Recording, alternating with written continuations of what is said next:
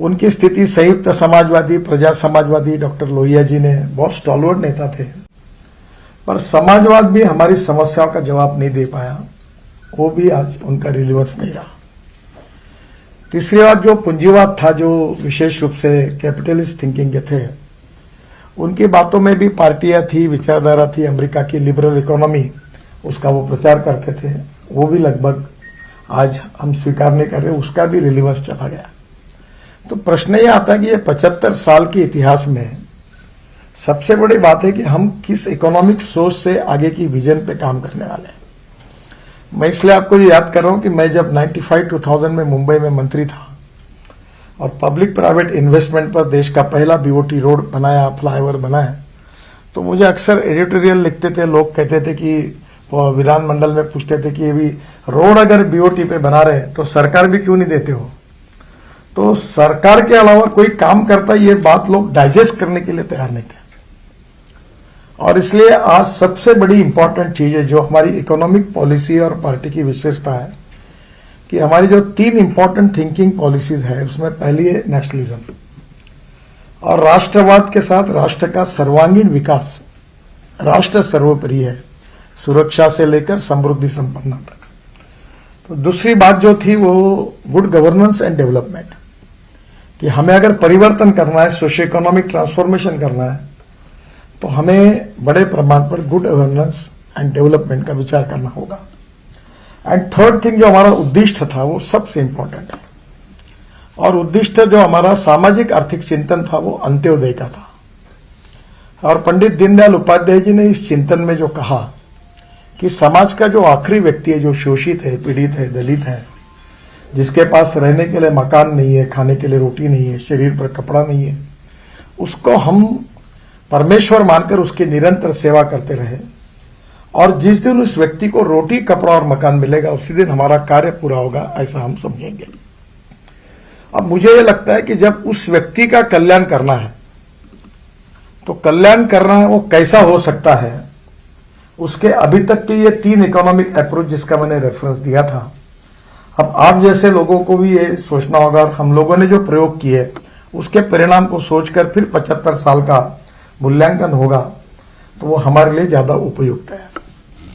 पहली बात तो ऐसी है कि सरकार के पास जो फंड्स होते हैं उसकी मर्यादा होती है, और इसलिए जो मॉडल हमको तैयार करने चाहिए वो हमारी इकोनॉमिक सोच में लिबरल इकोनॉमिक पॉलिसी ये रहनी चाहिए।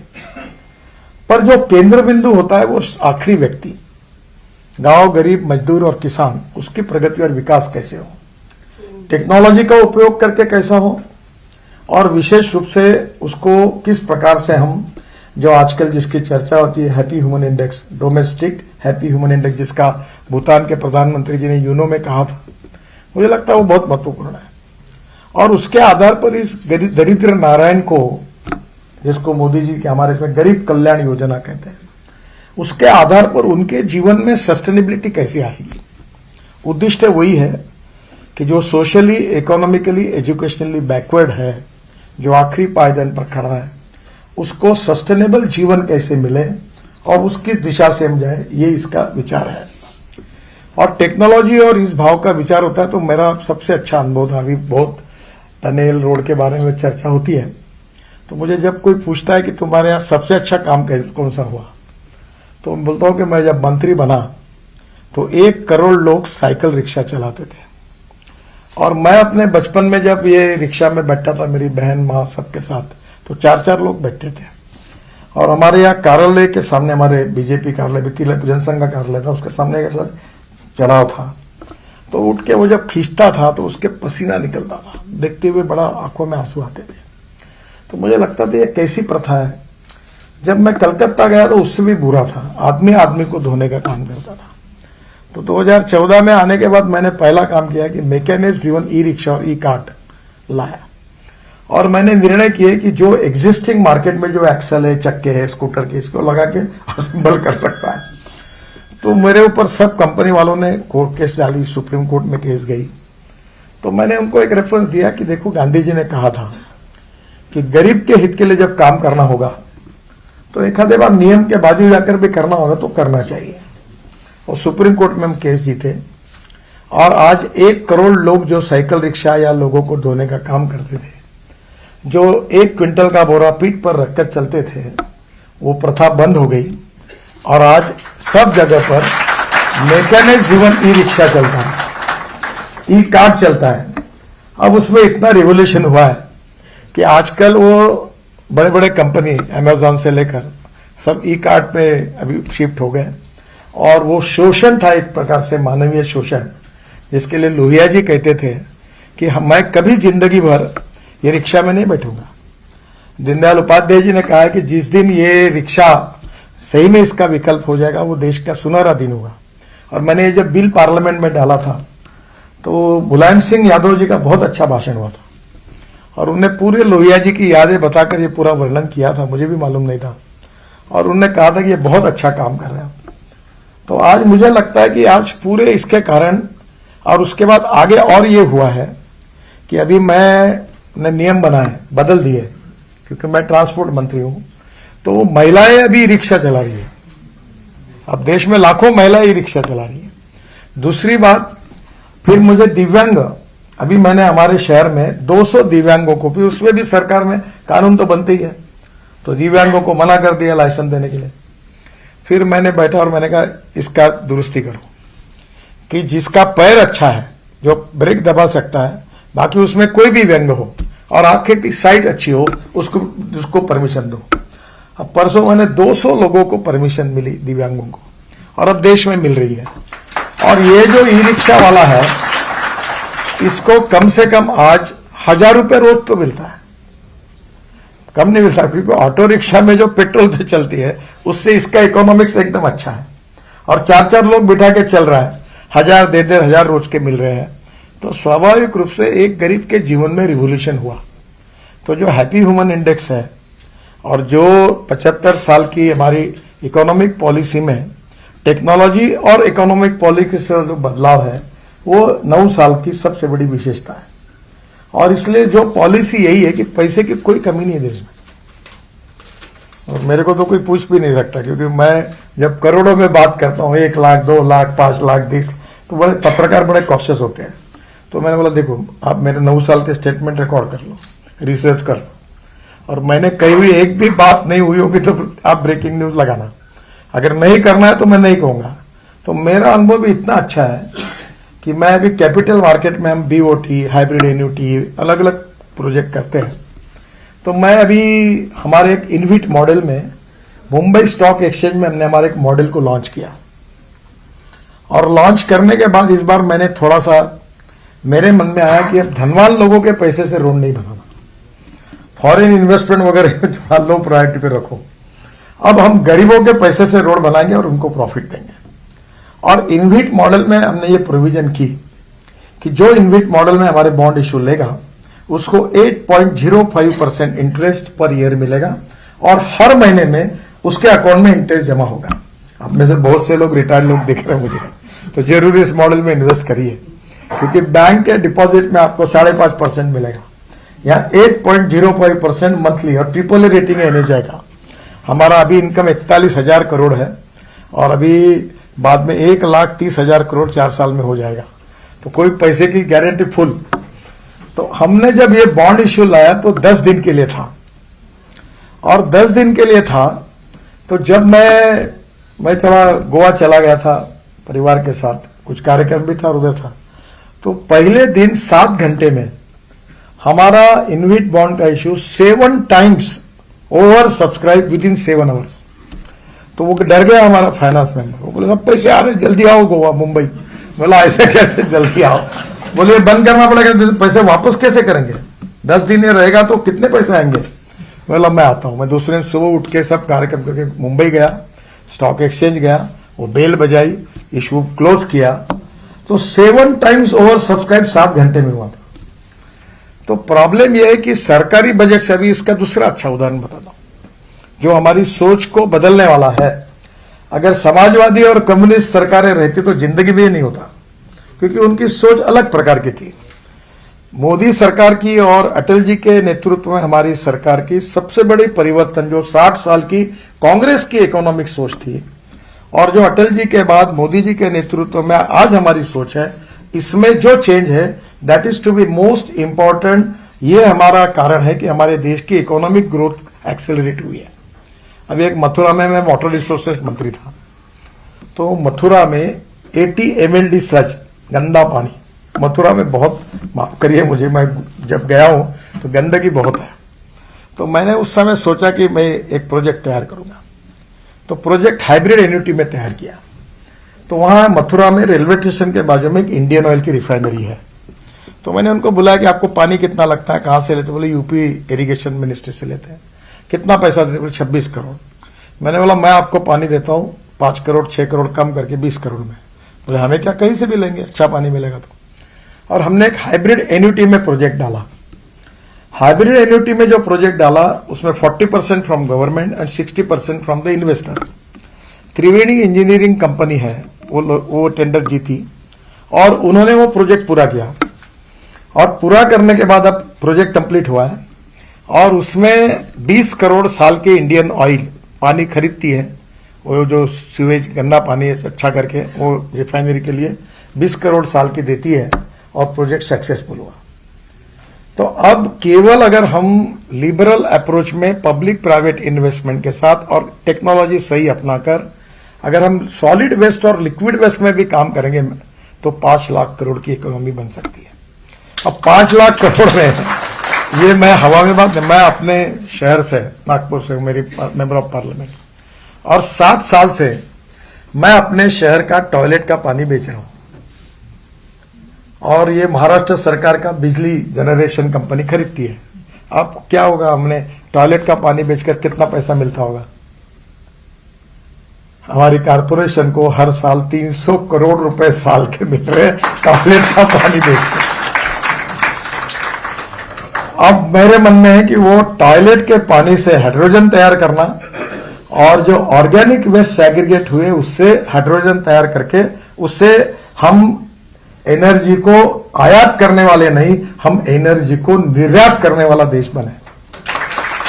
तो टेक्नोलॉजी और इकोनॉमिक सोच का जो सही अच्छा एक आपका कॉम्बिनेशन है, ये 75 साल में हमारी गवर्नेंस, एडमिनिस्ट्रेशन और विशेष रूप से जो मैं अक्सर एक बात कहता हूं कि वेल्थ क्रिएटर जो होते हैं, इंडस्ट्री, ट्रेड, बिजनेस, इनके प्रति घृणा थी। कुछ अलग अलग लोगों के विचार हो सकते हैं, पर मैं अक्सर ये मानता हूं कि wealth creator is not only A wealth creator, he is a employment creator. और देश की सबसे बड़ी समस्या अगर कोई है तो रोजगार निर्माण करना, और रोजगार निर्माण किए बिना पर कैपिटा इनकम और ग्रोथ नहीं होगी। और रोजगार निर्माण करना है तो इंडस्ट्री, ट्रेड और बिजनेस के सिवा होगी नहीं। सरकार की मर्यादा है, कितने लोग पुलिस में लेंगे, कितने लोग यूनिवर्सिटी में जाएंगे? आखिर पॉपुलेशन बहुत बड़ी है, 125 करोड़ लोग में। अब इनकी रोजी रोटी कहां से मिलेगी? तो स्वाभाविक रूप से आज हमें जरूरत है कि रोजगार निर्माण करने की, और रोजगार निर्माण के लिए ट्रेड, इंडस्ट्री, बिजनेस डेवलप करने की। वो डेवलप करने के लिए कैपिटल इन्वेस्टमेंट लगेगी, और ये सभी डेवलप होगा जब water, power, transport and communication infrastructure develop होगा, तो ये देश में ये हो सकता है। और इसलिए आज सबसे महत्वपूर्ण है कि इंफ्रास्ट्रक्चर डेवलपमेंट करके हम इंडस्ट्री, ट्रेड, बिजनेस को बढ़ाएं, इंपोर्ट को कम करें, एक्सपोर्ट को बढ़ाएं, तो देश में हम जो $5 ट्रिलियन की इकोनॉमी प्रधानमंत्री बोलते हैं, आत्मनिर्भर भारत की बात करते हैं, वो सपना पूरा होगा। एक छोटा सा उदाहरण आपको देता हूं। मैं ऑटोमोबाइल मेरे पास ही ट्रांसपोर्ट में है। ये ऑटोमोबाइल इंडस्ट्री का फिलहाल टर्नओवर 7.5 लाख करोड़ है। इस इंडस्ट्री ने अब तक देश में 4.5 करोड़ जॉब क्रिएट किए हैं, और देश में राज्य सरकार और भारत सरकार को सबसे ज्यादा जीएसटी देने वाली ये इंडस्ट्री है। और अभी 1-1.5 महीने पहले मैंने डिक्लेयर किया था कि हमको 5 साल में वर्ल्ड का नंबर 1 ऑटोमोबाइल मैन्युफैक्चरिंग हब बनना है। और ये बात कही तो लोग बोल रहे थे कैसे होगा। अभी 2 महीने के पहले नंबर पर चाइना, दूसरे नंबर पर यूएसए, तीसरे नंबर पर जापान और चौथे नंबर पर इंडिया था। अब क्या हो गया, जापान को हमने पीछे डाल दिया और हमारा तीसरा नंबर हो गया। और मैं आपको पक्का बताता हूं, मैं कॉन्फिडेंट हूं कि 5 साल के अंदर वर्ल्ड ऑटोमोबाइल मैन्युफैक्चरिंग में इंडिया नंबर 1 पर होगा।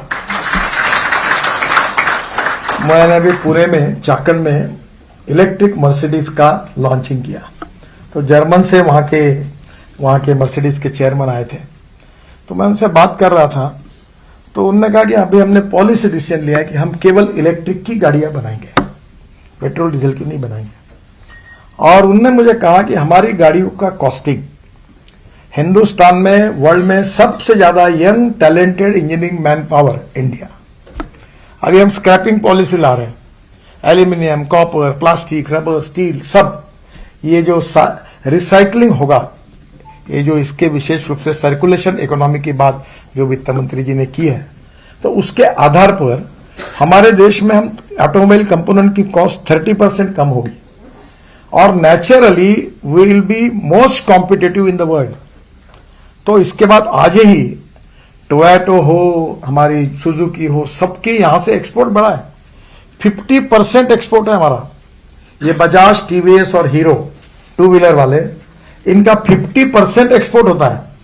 और 400 स्टार्टअप चालू हुए जो इलेक्ट्रिक स्कूटर बना रहे हैं, कोई बरेली में, कोई फरीदाबाद में, कोई लखनऊ में, और सब अच्छे चल रहे हैं।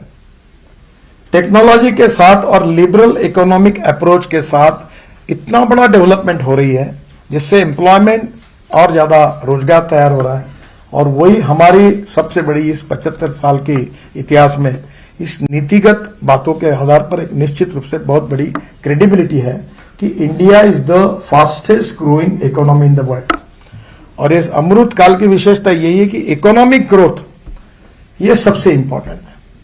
अब इसमें प्रॉब्लम यह है कि हमारे ग्रोथ में एग्रीकल्चर में 65% पॉपुलेशन बिलोंग करती है और जीडीपी ग्रोथ में उनका कंट्रीब्यूशन केवल 12% है। 22-24% मैन्युफैक्चरिंग सेक्टर है और करीब 52 से 54% सर्विस सेक्टर से है। तो हमारी सबसे बड़ी समस्या है कि हम एग्रीकल्चर की ग्रोथ को कैसे बढ़ाएं।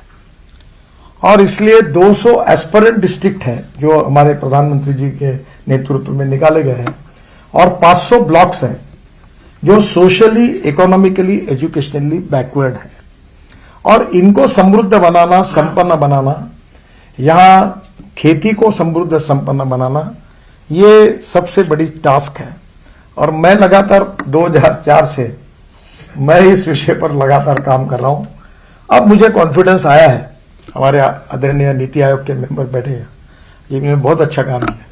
अब मुझे ये बात पहले क्या है कि कोई भी आउट ऑफ बॉक्स बेचना बहुत कठिन होता है और सरकार को तो बहुत कठिन होता है, क्योंकि हर आदमी ऐसे ही चलता है वो इधर उधर नहीं देखता। तो आउट ऑफ बॉक्स चीजों को बताने में कठिनाई होती है। पर अब धीरे धीरे ये हुआ है कि diversification of agriculture towards energy and power sector ये सक्सेस स्टोरी बन गई। अब देश में, अब बिहार में भी फैक्ट्री खुल रही है इथेनॉल की। 20% इथेनॉल पेट्रोल में जा रहा है। इसका फायदा क्या हुआ? आज पूरे यूपी में शांति क्यों है? हमारी 179 पार्लियामेंट्री कॉन्स्टिट्यूंसी ऐसी है जहां शुगर कैन फार्मर्स डिसाइड करते हैं पॉलिटिक्स को। ये पूरा पश्चिमी उत्तर प्रदेश, पूर्वी उत्तर प्रदेश, उधर पूरा हमारा महाराष्ट्र का वेस्टर्न महाराष्ट्र, मराठवाड़ा, उधर कर्नाटक पूरा, मैं अभी बेलगांव में था चुनाव में, 100% शुगर कैन। एक यानी पूरा ऊपर से मैं हेलीकॉप्टर देखता था, कोई दूसरा क्रॉप ही नहीं दिखता था।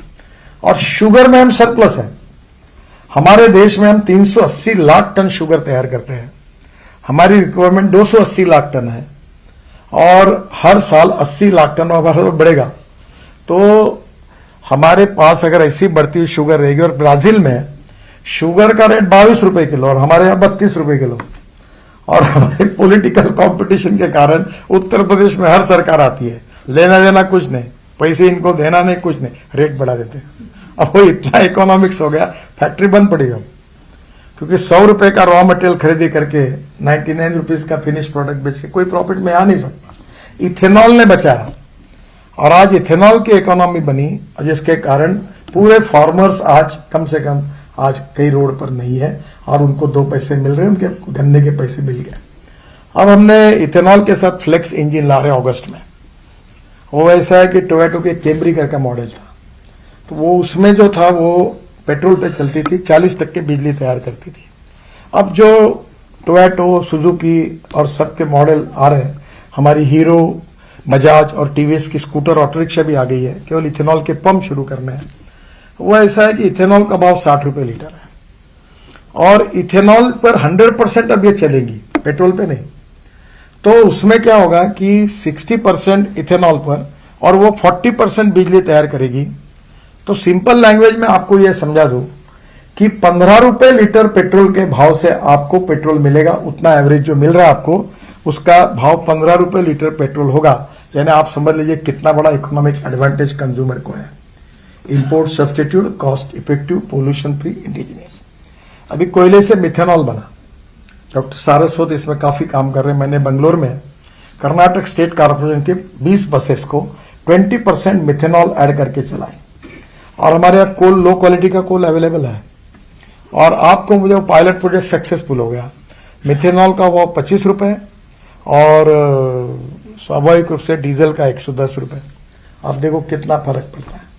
और हमारे देश में कोल है और मिथेनॉल के बाद एक डीएमई बनता है और डीएमई हम 20 to 25-30% हम एलपीजी में डालेंगे तो हमारा गैस सिलेंडर 125-150 रुपए सस्ता होगा। तो आज मिथेनॉल की अशोक लेलैंड की ट्रक लॉन्च हो गई। अब मैं आसाम की सरकार के पीछे लगा हूं कि आसाम पेट्रोलियम 100 टन मिथेनॉल रोज बनाता है और मुंबई में आरसीएफ बनाती है। तो जहां जहां मिथेनॉल अवेलेबल है वहां वहां मिथेनॉल पे ट्रांसपोर्ट शुरू करें। इसके बाद जो सबसे इंपॉर्टेंट है इलेक्ट्रिक। अब कोई बोलता ही नहीं मुझे। पहले पूछते थे रास्ते में गाड़ी चार्जिंग खत्म हो गया, बंद पड़ी तो कैसा होगा, ये होगा, इतने लोग सवाल पूछते थे। अब कोई नहीं पूछता। अभी आज ही मेरे यहाँ टाटा के एमडी आए थे, मैं उनके साथ बैठकर एक नया प्लान कर रहा हूँ ट्रांसपोर्ट का। तो ऐसी चर्चा कर रहा था, बोले वेटिंग लिस्ट है, बोला कैपेसिटी बढ़ाओ। तो आज इलेक्ट्रिक 4 व्हीलर में वेटिंग लिस्ट आई है। देखो 120 रुपए का पेट्रोल जहां खर्चा होता है वहां 10 रुपए की बिजली। और आपके घर में अगर आपने सोलर पैनल लगा दिए ऊपर और आपके घर में अगर चार्जिंग करना शुरू कर दिया तो 4 रुपए आएगा। तो कितना सेविंग होगा मिडिल क्लास का, हायर मिडिल क्लास का। कार और स्कूटर घर के घर रात को चार्ज हो जाएगी। बसेस आ रही, 5 साल के अंदर देश में आपको डीजल बस दिखेंगी ही नहीं, सब बसेस इलेक्ट्रिक की आएगी और इससे पोल्यूशन भी कम होगा। और इसलिए मैं आपसे यही कहना चाहता हूं कि इसमें हमने लिबरल इकोनॉमी में पब्लिक प्राइवेट इन्वेस्टमेंट को इन्वॉल्व किया है, हाईवे में इन्वॉल्व किया है। हाईवे के बारे में तो मुझे ज्यादा कुछ बोलने की जरूरत नहीं क्योंकि आपको अनुभव होगा। देश के कहीं भी जाइए, अभी केवल दिल्ली में हम 65,000 करोड़ के काम कर रहे हैं दिल्ली को डिकंजेस्ट करने के लिए और दिल्ली का पोल्यूशन कम करने के लिए। और ये लगभग दिसंबर तक हो जाएंगे। इसकी लिस्ट है मेरे पास, ये टोटल लिस्ट है 65,212 करोड़। और इसमें इतने बड़े बड़े प्रोजेक्ट्स हैं कि आज दिल्ली से देहरादून मुझे लगता है 8-9 घंटे लगते थे, दिसंबर के बाद 2 घंटे में हवाई जहाज बंद हो जाएंगे देहरादून के। दिल्ली से हरिद्वार 7 घंटे लगते थे, 1.5 घंटे में। दिल्ली से अमृतसर 4 घंटे में, दिल्ली से कटरा 6 घंटे में, श्रीनगर 8 घंटे में और दिल्ली से मुंबई 12 घंटे में, दिल्ली से जयपुर 2.25 घंटे में, चेन्नई से बेंगलोर 2-2.25 घंटे में और बेंगलोर से मैसूर पहले 4 घंटे 3.5 अभी 1 घंटा 10 मिनट में। तो टोटल चेंज हो गया। और ऐसे हम 36 ग्रीन एक्सप्रेस हाईवे बना रहे हैं। ये जो हम कहते थे ना कश्मीर से कन्याकुमारी तक, वो बहुत अच्छी बात हो रही कि मनाली आप लोग गए हैं सब लोग, तो मनाली में रोहतांग पास जाने के लिए 3.5 घंटा लगता था। अब अटल टनल बनी है 8 मिनट में बाहर, 3.5 घंटा का और 8 मिनट में। वहां से आने के बाद हम 6 टनल बना रहे हैं, बीआरओ और हम मिलकर। हम आएंगे लद्दाख लेह में। फिर आशिया की सबसे बड़ी टनल झोजिला के अंदर बना रहे हैं, -24, -26 डिग्री पर काम कर रहे हैं। और आपको ताजुब होगा, ये हमारी सरकार की विशेषता है कि 4 बार हमने टेंडर निकाला और 5वें बार उसको कैंसिल किया और 5वें बार 12,000 करोड़ एस्टिमेट कॉस्ट निकाली। और हम 1 साल एसोसिएशन करके ऑर्गेनाइजेशन दिल्ली में उनके साथ बैठे, टेक्नोलॉजी में सब बातों में काफी रिसर्च करके काम किया, नई पॉलिसी बनाई और हमने इस काम में अभी 65 to 70% काम पूरा हुआ। झोजिला टनल में हमने 5,000 करोड़ बचाए और आज वो झोजिला के बाद झेड़मोर बन गई, झेड़मोर के बाद श्रीनगर आएंगे, श्रीनगर से हम 18 टनल बना रहे, 14 बन गई और वहां से फिर कटरा रोड पर आकर डायरेक्ट दिल्ली आएंगे और दिल्ली से दिल्ली मुंबई आएंगे। अब ये एक तो दिल्ली मैं बहुत कम जानता हूं दिल्ली का, मुझे भी पता नहीं कि ये काम इतना अच्छा था। एक काम हमने किया जो दिल्ली की लाइफ लाइन बदल देगा। आप जब पंजाब, हरियाणा, उत्तराखंड, हिमाचल से आते हो तो पानीपत के बाद पेरिफेरल रोड है, वहां से दिल्ली के डेवलपमेंट प्लान में एक UR2 रिंग रोड था, वो रोड हमने बना लिया, वो DDA का था। ये कहा कि MP मेरे पीछे लगते थे, बोलता है हमारा काम नहीं है, NH नहीं है, खूब पीछे पड़ा। एक दिन मैंने हाँ कह दिया, वो गले में लटक गया। LG साहब भी उस समय बोले आप ये करा दो, तो वो रोड हमने बनाया। अब लगभग 2-3 महीने में इनॉग्रेट करेंगे। तो 2 घंटे लगते हैं वहां से एयरपोर्ट आने के लिए, 15 मिनट में होगा। और वहां से ये शिव मूर्ति के पास आकर एक वहां शादियां होती है, मैं जानता नहीं उस नाम का। एक दिन इतने फंसा मैंने कसम खाई कि किसकी भी शादी हो इसके बाद यहाँ शादी में नहीं आऊंगा। ऐसा ट्रैफिक जाम, 2.5 घंटा खड़ा अटका था वो। अभी वो रोड बड़ा बन गया, 8 लेन का, और नीचे में 8 लेन, ऊपर में 8 लेन, 16 लेन। और टनल हमने ऐसी बनाई जो खोद के फिर कंक्रीट लगाया, अभी पूरी हो गई, आप कभी देख सकते हैं जाकर। वो डायरेक्ट जाएगी T3 और एक जाएगी वसंत विहार। तो बीच वाला जो ट्रैफिक है, और इधर द्वारका एक्सप्रेस हाईवे, ये भी इतना अच्छा रोड बना है। मुझे याद है एक बार मैं कार्यक्रम में था हरियाणा में, तो मनोहर लाल जी ने मुझे कहा हमारा छोटा सा काम कर दो। मतलब क्या? बोले ये द्वारका एक्सप्रेस हाईवे अटक गया है, 25-30 किलोमीटर है, आप करा दो। तो मैं बोला 25 से 200-300 करोड़ का होगा। हमारा मैं कर दूंगा, आप डिमांड करो मैं कर दूं। मैंने घोषणा कर दी। वापस आया तो पता चला ये 10,000 करोड़ का, और वो भी दिल्ली और हरियाणा सरकार के बीच में काफी विवाद और झगड़े थे, वो पूरा हो गया। और वहां से डायरेक्ट हम दिल्ली जयपुर जाएंगे। और अब मैं इस रोड को हाईवे में कन्वर्ट कर रहा हूं। तो मेरे जो कंसेप्ट है, जो अभी आज एक रिपोर्ट मुझे मिल गया, कंसेप्ट ये है कि पेरिफेरल जो रोड शुरू होता है वहां से इलेक्ट्रिक केबल होगी और उसमें 2 या 3 बसें जोड़कर, ट्रॉली बस, वो इलेक्ट्रिक केबल पर रेलवे जैसे चलती वैसे चलेगी। 100 किलोमीटर उसकी स्पीड होगी। मैंने कहा सब बिजनेस क्लास की सीट होगी, एयर होस्टेस जैसी कोई होगी, चाय पानी नाश्ता मिलेगा, लोग सो के जाएंगे, सामने लैपटॉप होगा। और मैंने बोला टिकट डीजल बस से 25% सस्ता होगा, और दिल्ली से जयपुर 2.5 घंटे में होगा।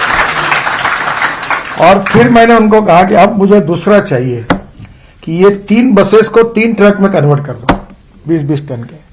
तो इलेक्ट्रिक पे लग के 60 टन का माल भी जाएगा। दोनों भी बन गया, कंपनी का नाम नहीं लेता, दोनों भी बन गया। अब शायद कोशिश है जल्दी हम उसको करें, तो पूरा हाईवे बन जाएगा। और सबसे इंपॉर्टेंट चीज जो थी देश के ट्रेड, बिजनेस, इंडस्ट्री और एक्सपोर्ट के लिए आवश्यक है, हमारी लॉजिस्टिक कॉस्ट 14 से 16% है।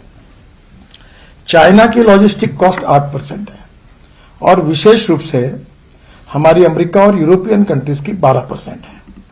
और हमने ये तय किया है कि हमारे देश को आत्मनिर्भर भारत बनाना है तो इंपोर्ट को कम करना पड़ेगा, एक्सपोर्ट को बढ़ाना होगा। अभी फॉसिल फ्यूल का इंपोर्ट 16 लाख करोड़ का है। कॉपर है, पर कॉपर इंपोर्ट कर रहे हैं। प्लास्टिक है, प्लास्टिक भी हमारा सब इंपोर्ट होता है बड़े पैमाने पर। तो इंपोर्ट को कम करना और एक्सपोर्ट को बढ़ाना ये कब होगा? जब लॉजिस्टिक काम हमने सिंगल डिजिट में लाने की कोशिश कर रहे हैं। और इसलिए पहली बात तो रोड तो अच्छे बन गए, और इलेक्ट्रिक अगर फ्यूल होगी और उसके साथ अगर CNG, LNG और हाइड्रोजन आएगी, तो मुझे लगता है कि इससे हम ये कॉस्ट को कम कर पाएंगे। और निश्चित रूप से आने वाले समय में ये सिंगल डिजिट यानी 9% पे आएगी, तो हमारा एक्सपोर्ट 1.5 गुना होगा, क्योंकि हम कॉस्ट कॉम्पिटिटिव बनेंगे। और एक्सपोर्ट बढ़ेगा तो हम अच्छी बड़ी स्ट्रांग इकोनॉमी बनेंगे। तो मेरा आपसे यही सुझाव है कि अच्छा infrastructure, water, power, transport and communication, ये बहुत जरूरी है। मैं अभी तो नहीं हूं, पर मैं मंत्री था तो मेरा एक सपना था कि पानीपत, सोनीपत से वाटरवे शुरू करें। और यहां से हमने एक MPBS सी प्लेन लाया था। तो सी प्लेन का मतलब ऐसा था कि वो पानी पे भी उतरता था, एयर स्ट्रिप पे भी उतरता था। मैं खुद उस प्लेन पे बैठकर मुंबई के समुद्र में उतरा हूं। बाद में वो प्लेन हमारे सरदार पटेल स्मारक जो है सरदार सरोवर के, वहां भी ट्रायल हुई, कुछ दिन चला। तो वो MPBS सी प्लेन गंगा में चलाने की बात थी। अब हमने पूरा वाराणसी से हल्दिया बनाया, 3 मीटर का ड्राफ्ट, हल्दिया से बंगाल की खाड़ी, फिर ब्रह्मपुत्रा में पूरा 3 मीटर का ड्रेजिंग करा दिया, बराक में करा दिया, तो मुझे सुषमा जी तब थी तो बांग्लादेश की प्रधानमंत्री आई थी, तो उन्होंने कहा कि आप वर्ल्ड बैंक का प्रोजेक्ट है और आप नितिन जी को उनको कहेंगे तो हम बांग्लादेश में जोड़ दो तो हमारा ट्रेड बिजनेस बढ़ेगा। तो मैंने सुषमा जी को पूछा तो उन्होंने कहा देखो नितिन, ये हमारी फ्रेंडली कंट्री है, ये हो सकता है क्या? बोला आप बोलोगे तो क्या नहीं हो सकता, आप बोल दो। बोले हाँ। मैं पूरा बांग्लादेश में घुस गया और पूरा मुंगली पोर्ट तक ड्रेजिंग कर दिया, तो वो ब्रह्मपुत्रा का वाटरवेज पूरा हो गया। अब ये वाटरवेज में ऐसा है कि 10 रुपए अगर रोड की कॉस्ट है, 6 रुपए रेलवे की है, तो 1 रुपया वाटरवेज की है। और वाटरवेज में मरीन इंजन अगर मिथेनॉल के बेस पर आ जाएगा तो और 50 पैसे पे आएगी, तो पूरा लॉजिस्टिक बदल जाएगा। कुछ शुरुआत हुई है और गति से उसको करने की आवश्यकता है। तो हमारे देश की इकोनॉमी को सबसे पहले हमको एक्सपोर्ट को बढ़ाना होगा, और एक्सपोर्ट को बढ़ाने में स्वाभाविक रूप से अब डायरेक्ट तो नाम लेना उचित नहीं होगा, पर एक बात जरूर है कि जो लोग कुछ देशों से डील कर रहे थे, अब वो लोग अभी उनसे डील करना नहीं चाहते। वर्ल्ड की पूरी इकोनॉमी और बड़े बड़े देश अब हिंदुस्तान के साथ डील करना चाहते हैं, और ये एक ऐसी अपॉर्चुनिटी है कि हम हमारी कॉस्ट बराबर करें, लॉजिस्टिक कॉस्ट कम करें। हमारे पोर्ट हमने अच्छे डेवलप किए, और उसके आधा मैं जब था तो हमारे पोर्ट को हमको 6000 करोड़ प्रॉफिट हुआ। बहुत अच्छे पोर्ट है, और इसलिए आने वाले समय में मुझे लगता है कि हम एक्सपोर्ट बढ़ाने में अगर कामयाब होंगे तो हम आत्मनिर्भर भारत भी बनेंगे और वर्ल्ड की नंबर 1 की इकोनॉमी बनेंगे, जो आज फास्टेस्ट ग्रोइंग इकोनॉमी करके हमारे बारे में कहा जाता है, जो वर्ल्ड में हम 5वें नंबर पर है। अब उसमें तो मैं नहीं कह सकता, पर मुझे लगता है कि इसी प्रकार के गति से अगर 5 साल बढ़ेंगे तो हम 2-3 के इसमें आ जाएंगे, और फिर हमारे इसके कारण निश्चित रूप से हमारे देश को बहुत बड़ा फायदा होगा। और इसलिए जो मैंने आपको बताया कि एग्रीकल्चर सेक्टर, ये हमारे लिए सबसे, एग्रीकल्चर, रूरल एंड ट्राइबल, उसके साथ हमने एक अध्ययन किया कि इसको इकोनॉमी को बढ़ाना है तो हमने टूरिज्म को बढ़ाना चाहिए। जो प्रधानमंत्री भी बार बार कहते कि टूरिज्म कैसे बढ़े, तो टूरिज्म में प्रॉब्लम क्या है? रोड ही अच्छे नहीं। अभी हमने 22,000 करोड़ का बुद्ध सर्किट, जहां भगवान गौतम बुद्ध का जन्म हुआ, जहां उनको ज्ञान प्राप्त हुआ, जहां वो रहे, जहां उनका देहावसन हुआ, सब गांवों को 4 लेन रोड से ऐसा चकाचक जोड़ दिया। अब पूरे Indonesia, Malaysia, China, south east Asia काफी टूरिस्ट वाराणसी भी आते हैं और देश में आने लगे और बुद्ध सर्किट में घूमने लगे। फिर हमने बद्रीनाथ, केदारनाथ, गंगोत्री, यमुनोत्री 12,000 करोड़ का बनाया। पहले 6 महीना जाना होता था, अब साल भर जा सकते हैं। अभी मुझे उत्तराखंड के मुख्यमंत्री ने कहा अभी तो कुछ हुआ ही नहीं, एक पुराना रोड हमने थोड़ा ठीक किया है जो मुजफ्फरनगर से जाता है, तो उन्होंने कहा हमारा ट्रैफिक दुगना हो गया, अपना टूरिज्म दुगना हो गया। इसका मतलब जब नया हाईवे बनेगा, अब दिल्ली से 2 घंटे में, आजकल लोग मुझे दिल्ली के आने लगे, अलाइनमेंट थोड़ी बताओ ना कहाँ है। मतलब क्यों? बोले मैंने सुना कि देहरादून से मसूरू में एक टनल बना रहे हो आप, वो कहाँ से जा रही? बोले तुम क्यों इतना पूछ रहे हो? नहीं, बोले उसके आजू बाजू प्लॉट खरीदते जा। अरे 2 घंटे में मसूरी में रहेंगे और 2 घंटे आएंगे तो लोग बोलेंगे ठंडी हवा खाओ, वहां जाओ, इधर 2 घंटे में आ जाओ। वैसे दिल्ली में इधर से उधर जाने के लिए 1.5-2 घंटे लग रहे, तो वो करेंगे। तो आज स्वाभाविक रूप से टूरिस्ट डबल हो गए, तो 49% एक्सपेंडिचर जो टूरिज्म में वो एम्प्लॉयमेंट क्रिएट करने के लिए होता है। तो पहली बात तो है कि हमने ये महाराष्ट्र में एक पालखी मार्ग बनाया 12,000 करोड़ का, पंढरपुर से देव आनंद, और जितने रिलीजियस श्रद्धा स्थान थे मैंने उसके पूरे नाम निकाले, जैन, बौद्ध, हमारे गुरुद्वारा, मस्जिद, सबके। अब शायद आप लोग ढूंढ लो कि कौन सा रह गया कि जिसको अच्छा रोड नहीं है, और हम पूरे रोड बना दिए। अभी मैं एक कोशिश कर रहा हूँ, वो काम अगले अप्रैल तक होगा ऐसा लगता है, पर बहुत कठिनाइयां है कि पिथौरागढ़ से मानस सरोवर जाना 85% रोड पूरा हुआ है। बहुत कठिन है, -26, -28 डिग्री टेम्परेचर है। बीच में काम बंद पड़ा, वो बोरिंग मशीन लेके जानी थी, फिर एयरफोर्स से बात करके हेलीकॉप्टर में उसके पार्ट डाल के उसको डलवा कर भेजा। कुछ काम हुआ है, आखिरी स्टेज का काम है। तो आपको नेपाल और चाइना जाने की जरूरत नहीं पड़ेगी। हिंदुस्तान से ही, पिथौरागढ़ से हम डायरेक्ट आखिरी के 7-8 किलोमीटर केवल चाइना में जो रोड वहां है, और वहां से डायरेक्ट मानस सरोवर जा सकेंगे। और हिंदुस्तान के सब लोग मानस सरोवर जाना चाहते हैं तो एक मार्ग खुल जाएगा। बद्रीनाथ, केदारनाथ, गंगोत्री, हम वहां रोपवे भी बना रहे हैं केदारनाथ में, और रोड भी बना रहे हैं, ऑल सीजन रोड। अभी 6 महीने यात्रा होती है, इसके बाद 1 साल होगी। अब थोड़ी बहुत अड़चने आती है, इकोलॉजी, इन्वायरमेंट। हम इकोलॉजी, इन्वायरमेंट को प्रोटेक्ट करना चाहते हैं, हम एंटी इकोलॉजी एंड इन्वायरमेंट नहीं। अभी मैं आपको बताता हूं, हमने अभी तक 68,000 पेड़ ट्रांसप्लांट किए। अभी 15 दिन पहले एक दक्षिण के फिल्म एक्टर है, विलन है, सयाजी शिंदे करके, पॉपुलर है, वो ये काम ही करते हैं मिशन में, मैंने उनको साथ लिया। और औरंगाबाद के पास पैठन में हमने 51 ट्री जो 100 साल पुरानी बड़ के पेड़ थे, उसको हमने प्लांटेशन सक्सेसफुली किया। ये द्वारका एक्सप्रेस हाईवे में 12,000 ट्री का ट्रांसप्लांटेशन किया और 3,87,00,000 3 मीटर के पेड़ लगाए। अब हमने बांबू का क्रैश बैरियर कर दिया। पहली बार वर्ल्ड में हमने जो बांबू है उसका क्रैश बैरियर अप्रूव होगा। अभी एक जगह बन गया, सब जगह पर हम बना रहे हैं ताकि इको फ्रेंडली हम बने। हमने दिल्ली के 3 कचरे के माउंटेन है, अभी गाजीपुर का 8 मीटर माउंटेन खाली चला गया, क्योंकि दिल्ली के रिंग रोड में UR2 में हमने 30 लाख टन कचरा रोड में डाल दिया। मैं दिल्ली मेरठ के समय डालना चाहता था, बहुत कोशिश करता रहा, पर किसने सागरे उसी विवाद में आखिर रोड हो गया पूरा। तो अब हम लोग अहमदाबाद डोलेरो हाईवे में 30 लाख टन कचरा रोड में डाल दिया। तो स्वच्छ भारत अभियान में हमने कचरे में वैल्यू क्रिएट कर दी, वेस्ट टू वेल्थ। मैं 2 फिलॉसफी की अक्सर चर्चा करता हूँ, innovation, entrepreneurship, science, technology, research, skill and successful practices. We name it as knowledge and conversion of knowledge into wealth. और दूसरी बात आग्रह से कहता हूँ, no material is waste, no person is waste. It is depending upon the appropriate vision of the leadership. It is depending upon the appropriate technology that you can convert waste into wealth. तो अभी हम 7% plastic डामर में डाल रहे हैं। Rubber के waste tyre import करने की अनुमति नहीं थी, मैंने एनवायरमेंट मिनिस्टर को रिक्वेस्ट किया, इंपोर्ट की परवानगी है, उसका प्लास्टिक रबर पाउडर निकालते हैं। और बिटुमिन का भाव 50 रुपए किलो लीटर, 50 रुपए किलो, और ये भी 30 रुपए 25 रुपए किलो। अब 15% हमने अलाउ कर दी, तो इसके कारखाने खुल गए, तो आज हमारी कॉस्ट भी बच गई। अभी इसके साथ हमने अभी नया आया है कि हमारी जो देहरादून का इंस्टीट्यूट है वो और सेंट्रल रिसर्च ऑर्गेनाइजेशन ने ये बिटुमिन से ये राइस स्ट्रॉ से, परली से बिटुमिन बनाया। परली is a big problem for Delhi.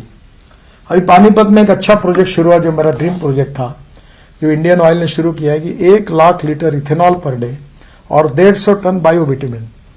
अब उन्होंने मुझे कहा कि बायो बिटुमिन नहीं बनाएंगे। मैंने बोला क्यों? बोले अब इसको हम बायो एविएशन फ्यूल बनाएंगे।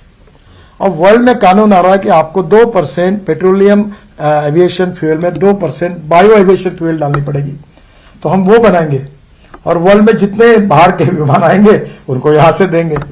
तो अभी परल से बायो एविएशन फ्यूल बन रही। अब उसमें उन्होंने जो बायो बिटुमिन का मुझे दिया वो अप्रूव हो गया technology.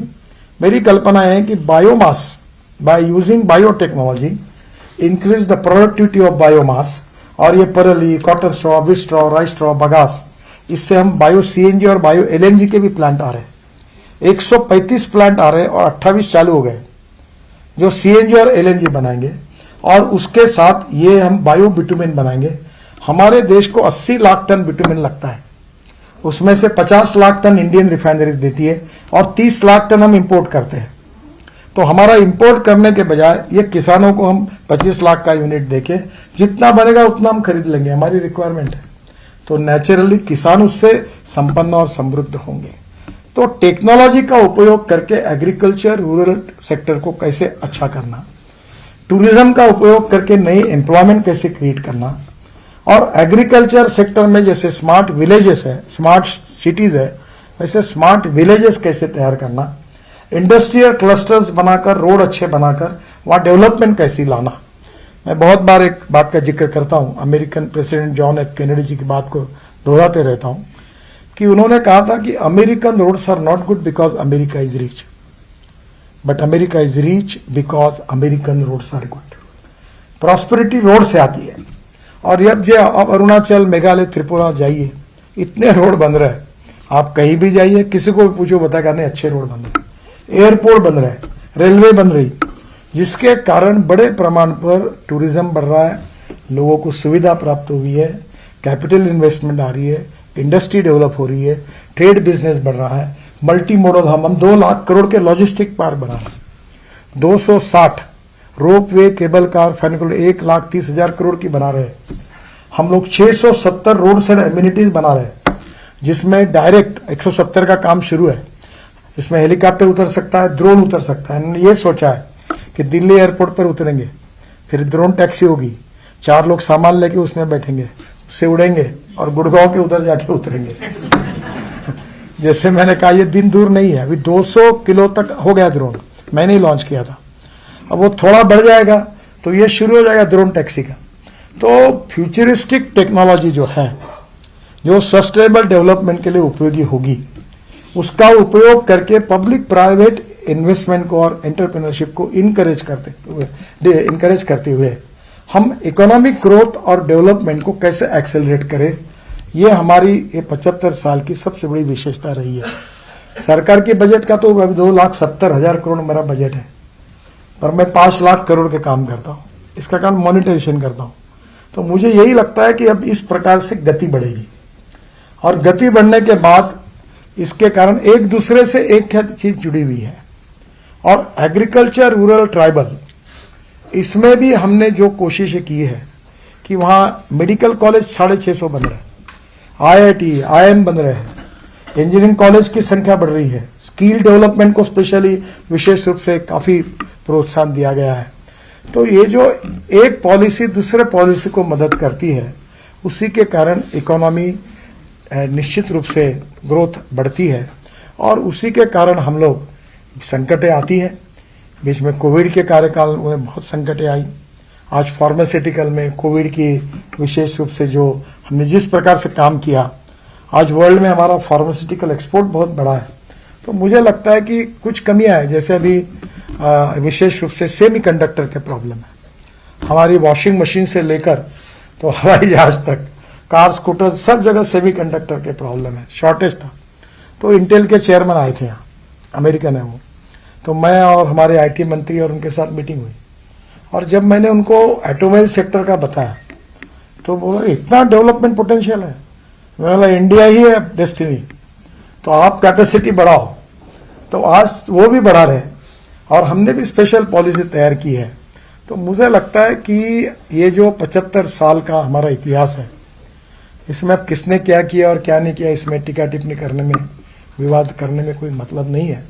Let us think about the future and futuristic policies, futuristic economics, futuristic technology और सस्टेनेबल डेवलपमेंट को हमको अंत्योदय के साथ, और उसके साथ भूटान के प्रधानमंत्री ने कही हुई happy human index, domestic happy human index के साथ जोड़कर, जो हम ही कहते हैं सर्वे पे सुखे न संतो, तो हमारी बात है वो।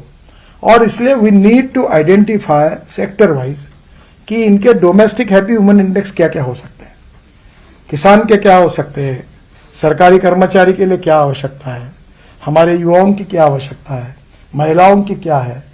तो केवल इकोनॉमी को अच्छा करने से नहीं होगा।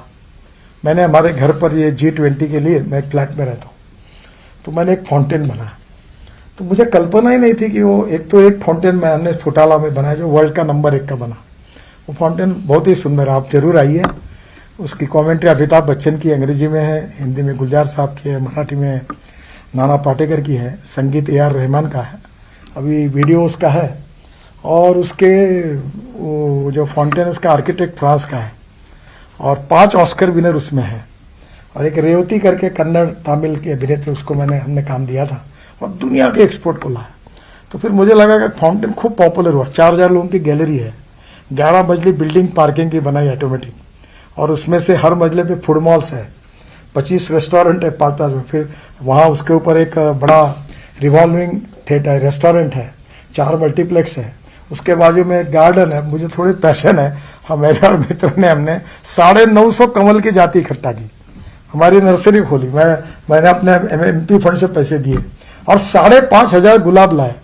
ये जो वैनकोर में जो बुचर गार्डन है, वैसा गार्डन बनाने का एक पागल पर हमारे पर हावी हुआ है, वो कोशिश कर रहे हैं। 5,500 गुलाब है, इतना सुंदर। मतलब लोग मुझे लगे, तो मुझे बोले यहाँ फाउंटेन बनाओ।